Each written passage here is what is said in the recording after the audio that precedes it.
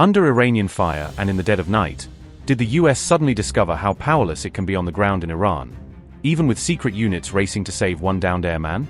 As the US struggled to operate deep inside Iran, did Israel's most elite commandos quietly step in to help finish a rescue Washington could not pull off alone? And in the end, was the US almost helpless without Israel, forcing Shaldag and Sayeret Matkal to reportedly cross into Iran's shadow to get the job done? Did Israel's famed Shaldag and Sayeret Matkal units really join a sleepless, 36-hour hunt on hostile terrain to pull out a single missing US pilot? With C-130s, Black Hawks, and Special Forces all surging into the sky, did the US end up throwing almost everything it had at rescuing just one missing airman inside Iran? As IRGC gunners claimed hits on US C-130s and Black Hawks, were Israeli elite units effectively covering for Washington in a mission that nearly went very wrong? Two of Israel's most elite commando units reportedly joined the race to save a downed US pilot inside Iran, turning a standard rescue into a joint clandestine operation. On April 3rd, Iran announced that its air defenses had shot down a US F-15E fighter jet over Iranian territory, instantly triggering a high-stakes scramble. US officials later confirmed the jet had 2 crew on board, and that while both ejected, one of them went missing on the ground. Initial rescue efforts managed to reach and extract one pilot, but the second crew member remained unlocated, somewhere in rugged, hostile terrain. By April 5th, US officials finally confirmed that the missing F-15E crew member had been recovered alive and brought out of Iran. New reporting now claims Israeli clandestine commando units were also involved in the rescue push, adding another layer to the story. An Israeli source told one outlet that Shaldag and Sayeret Matkal joined the hunt on the ground, operating in parallel with American teams to find the downed airman.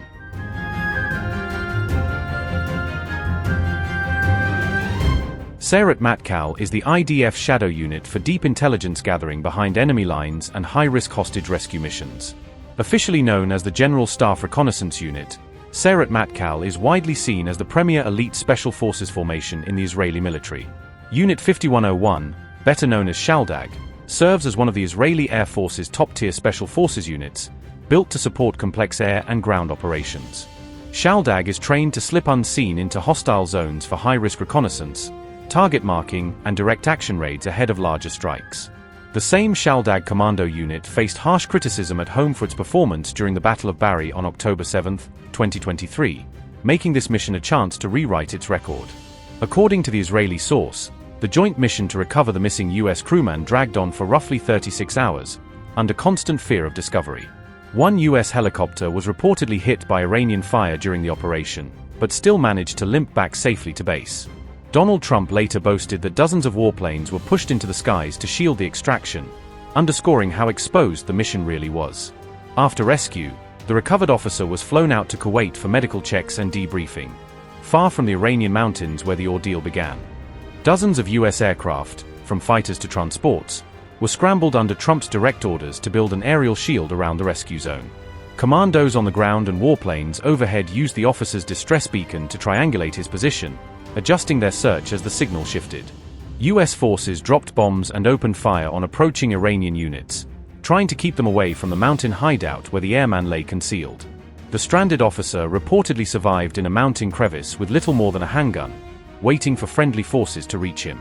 At least 2 transport aircraft involved in the wider mission failed to get airborne in time and were destroyed on the ground, adding to US losses. In the final dash, rescue teams evacuated on 3 separate aircraft which lifted personnel out and flew them toward Kuwait. All 3 aircraft punched out of Iranian airspace within minutes of each other, just before midnight, to minimize the window for Iranian retaliation. CIA reportedly ran a deception plan, feeding hints that the airman was being moved, to confuse Iranian trackers during the real extraction. Throughout the mission, US intelligence assets tracked the officer's location and fed live updates back to the Pentagon's command rooms. The White House stayed publicly silent while the operation was underway, with officials warning that any leak might force a dangerous second rescue attempt.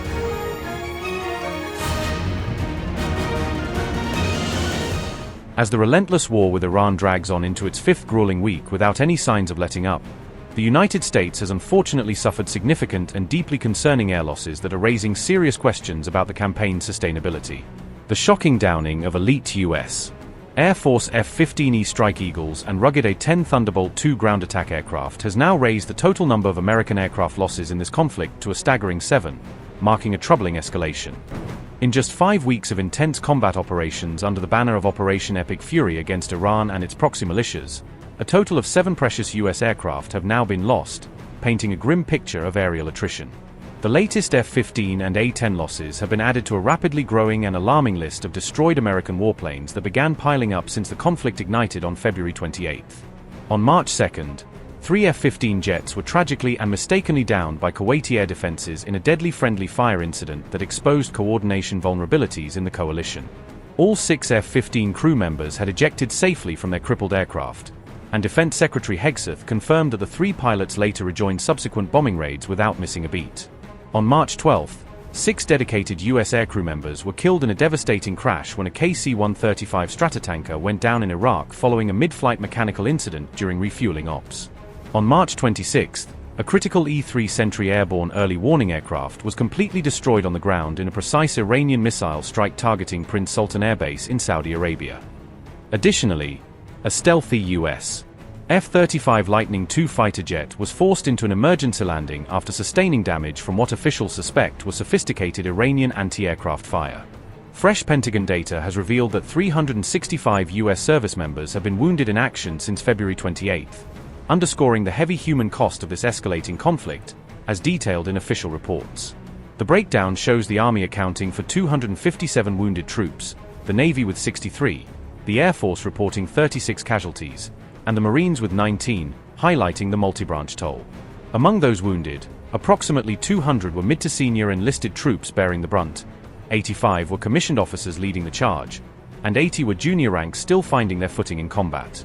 It remains unclear at this point whether these latest figures include any service members directly involved in Friday's fresh jet downing incidents over Iranian airspace. Meanwhile, the overall death toll now stands at 13 U.S. service members killed in direct combat, a number that continues to climb as the war shows no signs of abating, per the latest reports. On April 5, Israel's defense minister publicly congratulated Washington for successfully rescuing the downed airman, presenting the mission as a joint success story.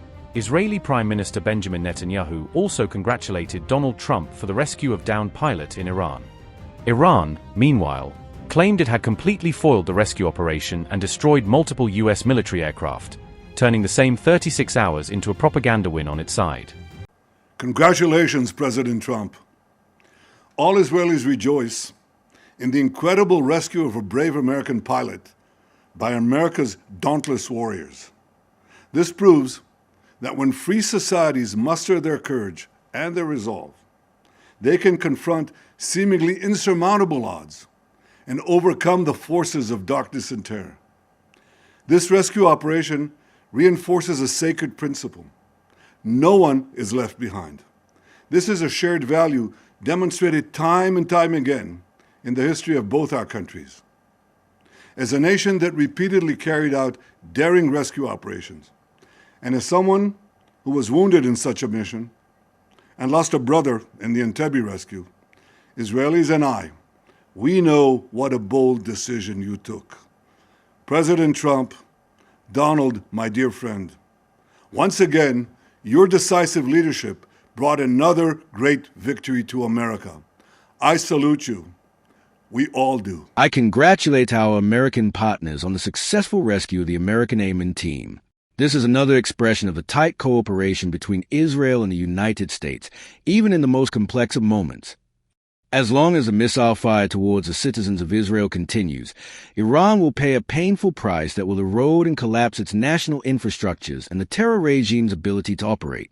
The so-called rescue operation of the U.S. Army, which was planned under the guise of an immediate free-and-escape operation on the pretext of rescuing its downed aircraft pilot at an abandoned airport in southern Isfahan, ended in complete failure with the timely presence of the armed forces of the Islamic Republic of Iran. Following prior information, and further examinations by experts present at the scene, it was determined that 2 C-130 military aircraft and 2 Black Hawk helicopters of the U.S. Army were destroyed through the fulfillment of promise and help of Almighty God, as well as the sacred wrath of the soldiers of Islam and the powerful armed forces. This action increased the level of repeated failures of the U.S. Army. It became clear to all that the cowardly and defeated US Army, in this imposed war, is not considered a dominant or superior force in the face of the divine will of the Iranian armed forces. Following this glorious and victorious operation, the defeated US president, hastily and falsely, through psychological warfare, tries to escape from the scene of defeat and, like in the past, continues his absurd claims and deflections. Although the reality of the battlefield itself demonstrates the superiority of the powerful armed forces of the Islamic Republic of Iran.